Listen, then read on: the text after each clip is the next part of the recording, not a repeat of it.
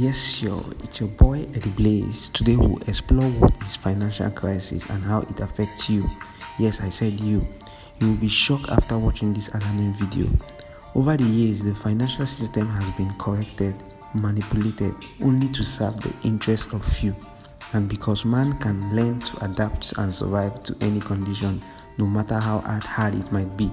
From close observation, it has seemed the threat has made the world economy get more corrupt and will eventually lead to the world's greatest collapse if not contained as soon as necessary.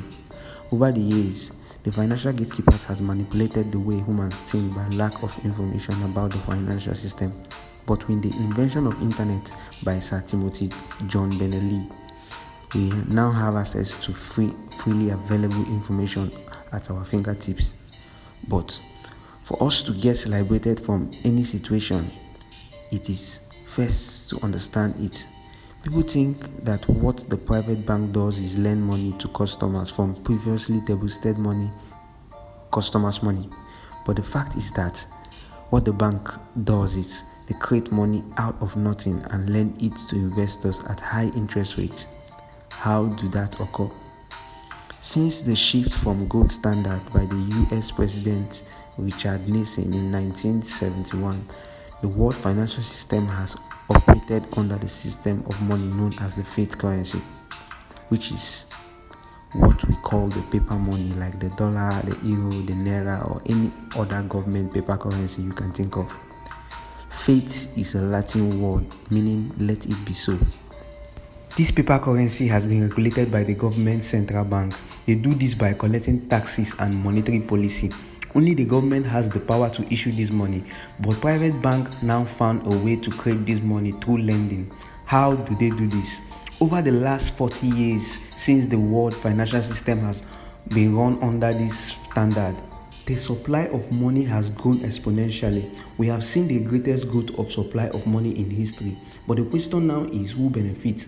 It is those that have the power to issue this money are the ones that benefit from this, which is the government and the banks, and those companies and investment and wealthy individuals who get this money early. They can spend it on goods and services before the price of the goods they want to buy will rise to reflect the new money in circulation. In other words, they get goods and services in a cheaper rate. Services like houses, shares, assets, cheap rates before the price rise, and they make gain by selling back those goods and services or assets without any improvement in the quality of the goods or services or the economy, thereby creating a speculative bubble. The question now is, what about the poor or those at the bottom of the pyramid? How does this affect them? I mean those on fixed wages income, or those who live in remote areas, or those with savings. By the time this newly created money will get to them, the price of what they want to buy will already have increased, and their savings can no longer buy what they want, while their wages remain largely unchanged. In some cases, they will have to take on debt just to be able to afford the things that they need, to get the things they were previously able to buy. This means that they will have to go back to the bank and owe a debt. In reality, this creates more difference between the rich and the poor. The difference between the rich and the poor gets bigger and bigger every day. In a world of surplus resources and intelligence of human, why can't we share the world resources so that everyone can be okay? Why would millions of individuals go to bed hungry while millions of people throw away their food? Is it greed, or is the problem systemic? That is what we will explore in this video. We are going to explore the fraud taking place and how people that are in control of the world economy in the banking system have looked for a way to legalize the fraud taking place in the financial system. I am going to explain how the banking system found a way to create money out of nothing. I will virtually prove beyond a shadow of doubt of how our economy, I mean the world economy, is due for a widespread collapse, unlike any other, worse than the 1929, 1987 or 2000 and the 2008 financial crisis. And it's not happening in 1 year or 6 months or even in 3 months. It's already begun. The financial experts have uncovered the outcome of the next financial crisis. So on this video, I'm going to share this presentation with a proof of how the bank wrecked the financial system and caused the expected doom, and exactly what we need to do to survive it. If only half of these predictions are right, anyone unprepared could be financially devastated. That's why I am urging all my readers to watch this video immediately and understand what is going on underneath the money supply chain, because those that don't learn from history are destined to repeat it. This goes for everything. A financial crisis occurs when hyperinflation is not contained by the government. These are various steps to control this situation, and it's caused by too much supply of money in the market without equivalent goods and services to make the supply balance. The government used inflation to bring this under control with monetary measures, that is the increase in the bank interest rate, fiscal policies and other measures. This job is done by the central bank. We know technology is not 100% perfect, but we are certain that computer is reliable. My belief is that before you start investing in any market, we all need to educate ourselves on financial ideas and develop the strategies that agree with your personality. We must try to understand how money works. If this is not done, the money system will collapse because of hyperinflation, and people will lose confidence that the bank can no longer liquidate the money supply, which in turn has caused most panic in the financial system from history. As we know it, during Germany's financial crisis, people were burning money and putting it in the wall of their houses as wallpapers because of hyperinflation. As of that time, after World War I, in 1971, there was the end of the gold standard. After that, the Iranian Revolution, then the Soviet invasion in Afghanistan, then the 9/11 attack, then the Lehman Brothers financial crisis, then the EU debt crisis, which led to the creation of Brexit. There was also very severe financial crisis in Zimbabwe of recent too, that made the Zimbabwe government issue currency with huge denomination just to keep up with the rising prices. They printed the $1 million bill, the $1 trillion bill, and the $100 trillion bill. They printed the largest fiat currency ever issued. The good news was that everyone was a billionaire, but the bad news was that the money was worthless. One of the worst inflation in history was in Hungary when the price rose so high. Extreme inflation forces people to spend quickly as possible rather than save or lend out this money. When the government prints and flood the market with too much money, following few goods, it causes inflation, which in turn results in hyperinflation. Let's check out some crashes in history. Stock market crashes began way back when. We have stock market crash in everything from the shipping trade and the tulip maniac, but the most popular is Black Tuesday in 1929, which is the worst in history and kicked the worst recession in the world and took America to depression for a very long period of time.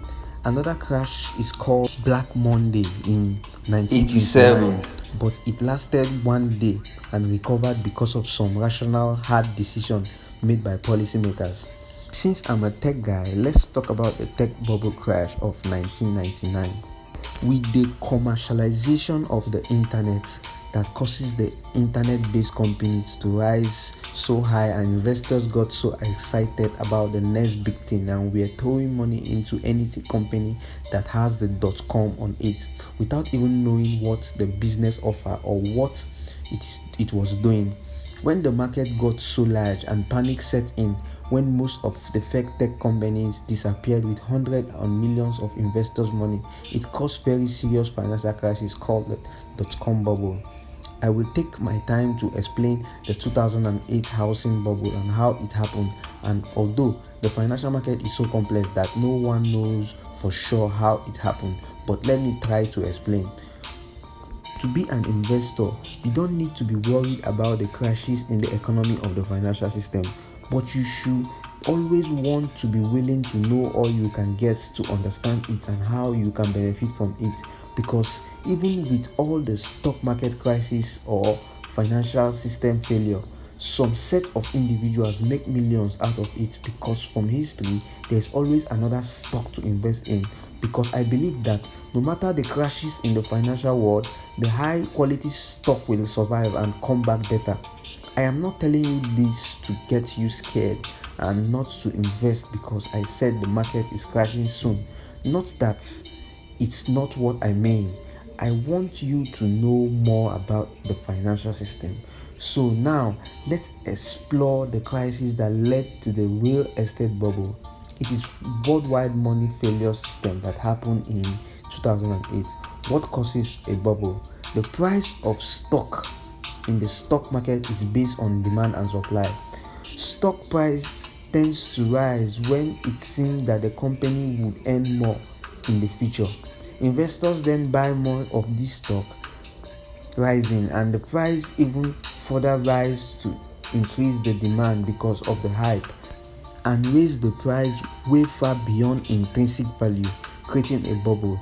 All that is needed for a bubble to burst is for a collective realization that the assets have gone far beyond its worth, and the bubble burst and the market crash. When there is more than enough money chasing the same goods, the purchasing power decreases and things get complicated, and people will try to make use of their money as soon as they get it, knowing the value will decrease. Inflation is caused by increase in the government printing of money. Scholars have worked hard to understand what causes the bubble and how to avoid them, because the economy will always go through several phases of boom and bust, as has been seen from history. Everyone is affected. Yes, I mean everyone. How does it happen? Here is how it happened. If you ask me, I will say we as humans can never foresee all these things, because the system is obviously just too complicated for us to grasp on a very detailed level, because the economy is extremely complex, adaptable system, and I think it is the most complex system we have known for now. It has the complexity of billions of people engaged in trading using billions of products over time and space, and we are people with both euphoria and panic because we have feelings.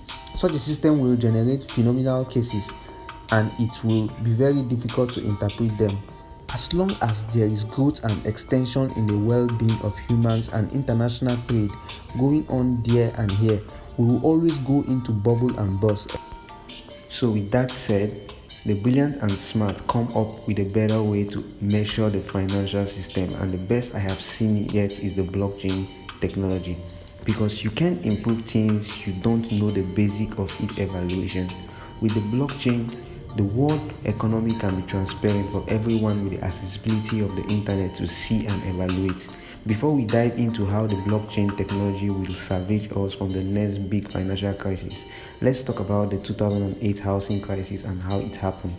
The credit crisis brings two kinds of people together: the homeowners and the investors. The homeowners represent the mortgage within the states, while the investors represent their money from institutions like pension funds, insurance companies, sovereign funds, and mutual funds, and so on. These two groups are brought together by the financial system, that is the bank. But the real picture is that the bank owned those mortgages. Let me break it down. Many years ago, the investors were sitting down on their money looking for investments to turn into more money. Normally, they will go to the central bank where they will buy treasury bills, which they believe is a safe investment.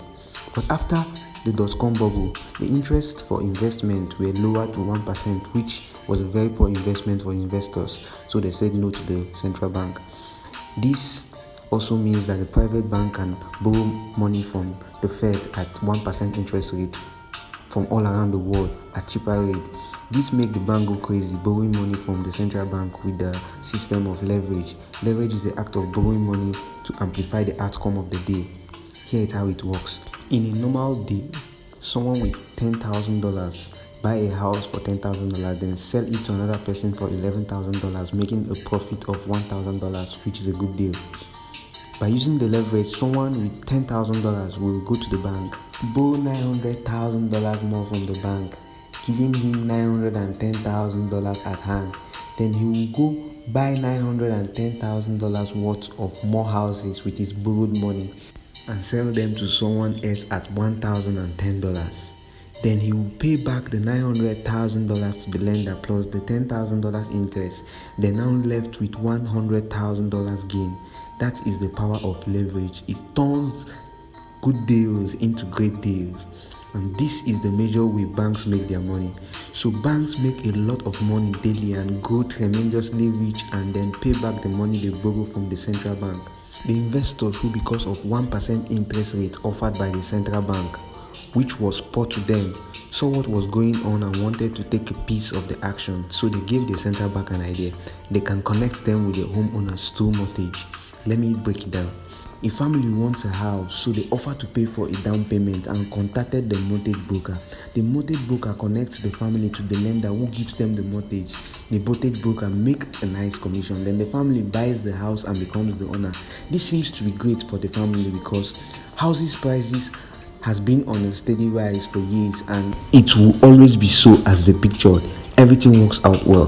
One day the lender gets a call from the investor who wants to buy the mortgage. The lender sells it to him for a very nice fee and makes his gain. The investment bank now borrow thousands of millions dollars, buy thousands of more mortgage, and now become owners of thousands of homes within the state, which means every month he gets house rent from those several thousand homes, all managed by one department. Then the bank has sent his financial accountant to work their financial magic on those document funds on the document and cut it into 3 slices and calls it safe, okay, and risky. Then generalize it back together and call it a collateral debt obligation, the CDO. It works like the 3 cascading tray. The money comes in the first tray, fill the first tray, then the money spills to the next tray. Whatever is left goes to the last tray. The money comes in from the homeowners paying off their mortgage. If some homeowners don't pay and default on their mortgage, less money comes into the tray and the bottom tray might not get filled. This makes the bottom tray riskier and the top trays safe. To compensate for this section of the tray, the bottom tray receives higher return and the top tray receives low return. To make the top safer, banks would include security features called the credit default swap. The bank do all this so that the credit rating agencies will stamp this tray and the top tray as an AAA safe and can be good investment, while the second tray is BBB and they don't bother to rate the last tray since it already risky slice. This investment bank can sell the top slides to investors who only want safe investment, then the second slide to other bankers and risk takers, to hedge funds and other risk takers. The investment bank make millions, then repay his loans. Finally, the investors have made good money, better than the 1% interest rate from the central bank. They are so pleased that they want more CDOs, so the investment bank calls the lender wanting more mortgage. Then the lender calls the broker, who in turn calls for more homeowners but cannot find any, as everyone that qualify already has one. So they came up with an idea. The homeowners default one of their payment, the lender gets the house. So they are always increasing in value. Since they now own the home because of the homeowners default, lender can start adding risks to new mortgage, not requiring down payments, no proof of income, thereby making free money. That is exactly what they did that caused the 2008 financial crisis. So instead of lending to responsible homeowners called the prime mortgage, they started to get some that are less responsible, which are called subprime mortgage. So like always, the mortgage broker connects the family to the lender, makes his commission. The family buys the house from the lender, who sells the mortgage to the investment bank, it into CDO, and sell the slices to investors and others.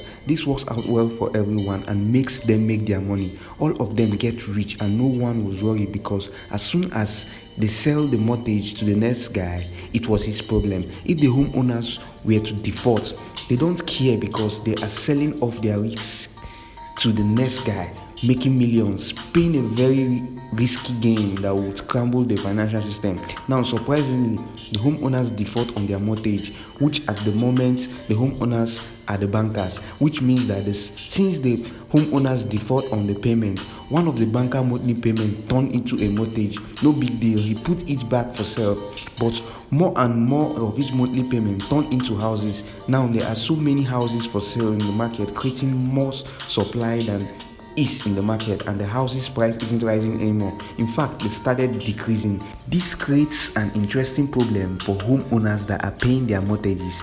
As other houses in their neighborhood goes up for sale, the value of their own houses goes down, and they walk away from their houses, and defaulting rate sweeps the country. And now the investment bank is holding worthless houses.